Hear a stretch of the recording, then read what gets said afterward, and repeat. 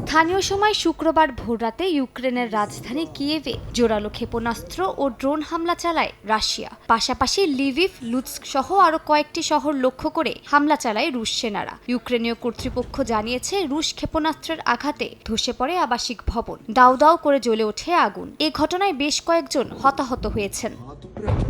এ হামলার পরে এক বিবৃতিতে রাশিয়ার প্রতিরক্ষা মন্ত্রণালয় জানায়, রাশিয়ার বিমান ঘাঁটিতে ড্রোন হামলা এবং রেললাইন বিস্ফোরণ সহ ইউক্রেনের সাম্প্রতিক সন্ত্রাসী কার্যক্রমের জবাবে পাল্টা হামলা চালানো হয়েছে। স্থানীয় সময় শুক্রবার রাশিয়ার বেলগরদ অঞ্চলে একটি ডিজেল লোকোমোটিভ লাইন চ্যুত হয়। অঞ্চলটির গভর্নর জানান, রেল লাইনের নিচে পুঁতে রাখা একটি বিস্ফোরক ডিভাইসের কারণে রেলপথ ক্ষতিগ্রস্ত হয়। এর পেছনে ইউক্রেনের হাত থাকতে পারে বলে সন্দেহ রাশিয়ার।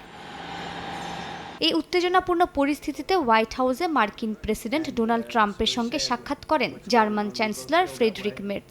রাশিয়া ইউক্রেন যুদ্ধ প্রসঙ্গে ট্রাম্প জানান, দুই পক্ষের মধ্যে রীতিমতো রক্ত স্নান চলছে। প্রতি সপ্তাহে 5 থেকে 6 হাজার সেনা মারা যাচ্ছেন। বলেন, কখনো কখনো দুই পক্ষের মধ্যে এত ঘৃণা থাকে যেটা হয়তো কিছুদিন লড়াই করেই থামাতে হয়। এই সময় তিনি পুতিন ও জেলেনস্কিকে ঝগড়াটে দুই শিশুর সঙ্গেও তুলনা করেন।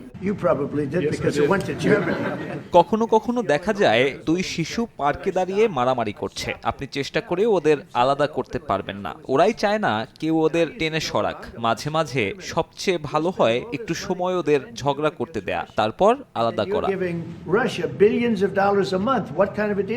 বিশ্লেষকরা বলছেন, রাশিয়ার এই পাল্টা আক্রমণ এবং ট্রাম্প পুতিনের ফোনালাপের মধ্য দিয়ে এটা স্পষ্ট চলমান সংঘাত আরও জটিল মোড় নিতে যাচ্ছে। সেই সঙ্গে ইউক্রেনকে সন্ত্রাসী রাষ্ট্র আখ্যা দিয়ে কূটনৈতিক সমাধানের পথ আরও কঠিন করে তুলল ক্রেমলিন।